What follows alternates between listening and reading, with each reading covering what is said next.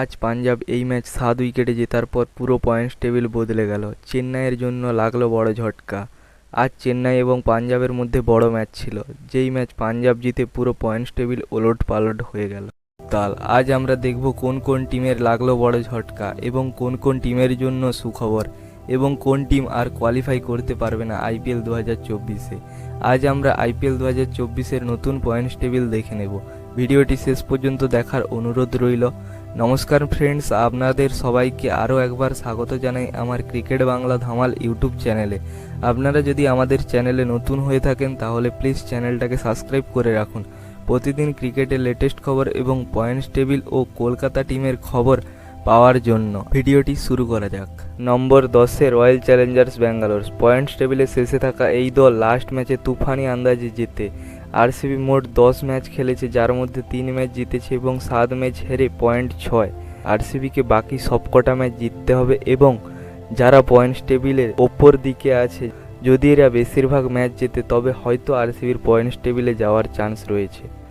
নম্বর 9 Mumbai Indians. Mumbai মোট 10 match খেলেছে, যার মধ্যে 3 ম্যাচ জিতেছে এবং 7 ম্যাচ হেরে পয়েন্ট 6।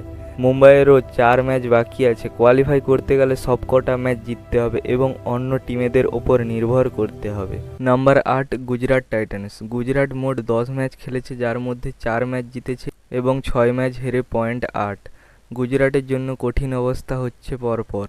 গুজরাটকে কোয়ালিফাই করার জন্য বাকি 4 ম্যাচই জিততে হবে, তবেই কোয়ালিফাই করতে পারবে প্লে অফে। নম্বর 7 পাঞ্জাব কিংস। এই ম্যাচ অসাধারণভাবে 7 উইকেটে জেতার পর পাঞ্জাবের চান্স আরও বেড়ে গেল। পাঞ্জাব এখনও পর্যন্ত 10 ম্যাচ খেলেছে, যার মধ্যে 4 ম্যাচ জিতেছে এবং 6 ম্যাচ হেরে পয়েন্ট 10। চেন্নাইয়ের বিরুদ্ধে এই ম্যাচ জেতার পর পাঞ্জাবকে কোয়ালিফাই করার জন্য বাকি 4 ম্যাচ জিততে হবে, তবেই কোয়ালিফাই করতে পারবে প্লে অফে। নম্বর 6 Delhi Capitals. Delhi last match হারের পর পয়েন্টস টেবিলে নম্বর 6 আছে। দিল্লি মোট 11 ম্যাচ খেলেছে, যার মধ্যে 5 ম্যাচ জিতেছে এবং 6 ম্যাচ হেরে পয়েন্ট 10। দিল্লির আর বাকি 3 ম্যাচে 3 ম্যাচ জিতলেই কোয়ালিফাই কনফার্ম।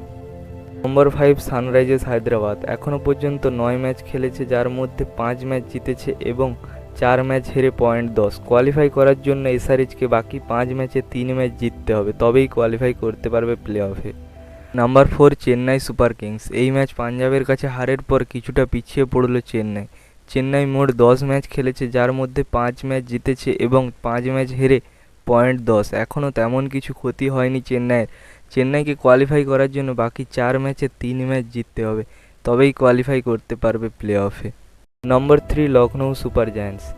আজ একটি অসাধারণ জয়ের পর পয়েন্টস টেবিলে নম্বর 3-এ আছে। লখনৌ টোটাল 10 ম্যাচ খেলেছে, যার মধ্যে 6 ম্যাচ জিতেছে এবং 4 ম্যাচ হেরেছে। লখনৌকে কোয়ালিফাই করার জন্য বাকি 4 ম্যাচে 2 ম্যাচ জিততে হবে। Number 2 Kolkata Knight Riders. Last match দিল্লিকে হারিয়ে পয়েন্টস টেবিলে নম্বর 2-এ আছে। টোটাল 9 ম্যাচ খেলেছে, যার মধ্যে 6 ম্যাচ জিতেছে এবং 3 ম্যাচ হেরে পয়েন্ট 12।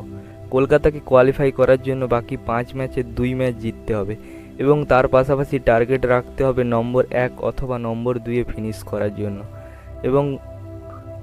এবং নম্বর 1 table topper Rajasthan royal. Rajasthan এখনও পর্যন্ত 9 ম্যাচ খেলেছে, যার মধ্যে মাত্র 1 ম্যাচ হেরেছে। 8 ম্যাচ জিতে পয়েন্ট 16। কোয়ালিফাই করে গেছে, শুধু নামের পাশে কিউ লেখাটা বাকি।